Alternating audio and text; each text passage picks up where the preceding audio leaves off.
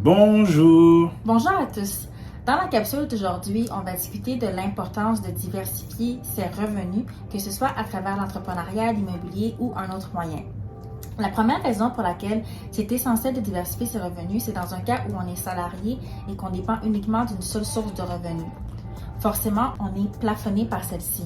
Alors dans ce cas-ci, vous allez être limité par la fameuse politique salariale de l'entreprise. Donc si l'entreprise décide pour quelconque raison de ne pas verser de boni ou de ne pas augmenter de façon significative les salaires, de simplement suivre l'inflation, vous allez être impacté négativement. Pourquoi? Parce que l'inflation annoncée par le gouvernement, surtout en cette période de Covid, sera moindre que celle qui va vous impacter directement, notamment les prix de l'immobilier. Donc si on prend le cas de Montréal, ils ont augmenté de 40% depuis mars 2020. L'essence, l'alimentation aussi, les prix ont explosé depuis le début de la Covid. Donc si on regarde simplement ces trois catégories, et l'inflation annoncée par le gouvernement est beaucoup moins importante que celle qui va directement vous impacter votre porte-monnaie. Donc vous allez perdre du pouvoir d'achat lorsque vous êtes avec une entreprise qui, d'année en année, simplement ne fait que suivre l'inflation annoncée par le gouvernement et non l'inflation réelle qui vous impacte grandement au niveau de votre porte-monnaie. Et le deuxième point pour lequel c'est vraiment important aussi de diversifier ses revenus, c'est pour venir limiter votre risque et réduire le niveau de stress.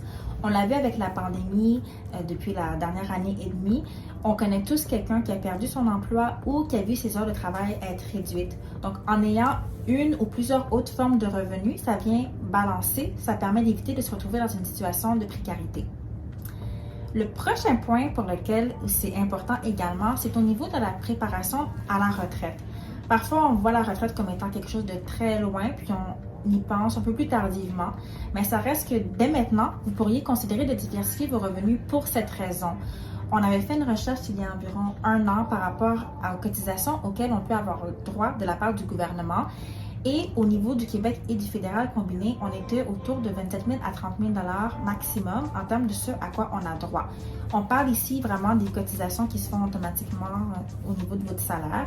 Si votre employeur cotise également ou bonifie votre retraite, c'est parfait, tant mieux, mais rien n'empêche de également voir comment est-ce que vous pourriez bonifier votre retraite avec votre REER, votre CELI, en allant chercher d'autres sources de revenus à l'extérieur.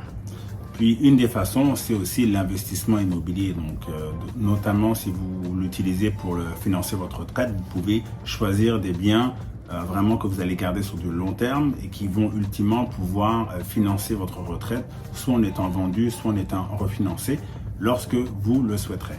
Donc, j'espère que cette capsule aura été utile ou vous aura donné quelques pistes de réflexion à ce sujet. Si vous considérez vous lancer en affaires, on a un kit de démarrage pour entrepreneurs qui contient plusieurs trucs et astuces pour vous assurer de démarrer du bon pied. Je mets le lien dans la description.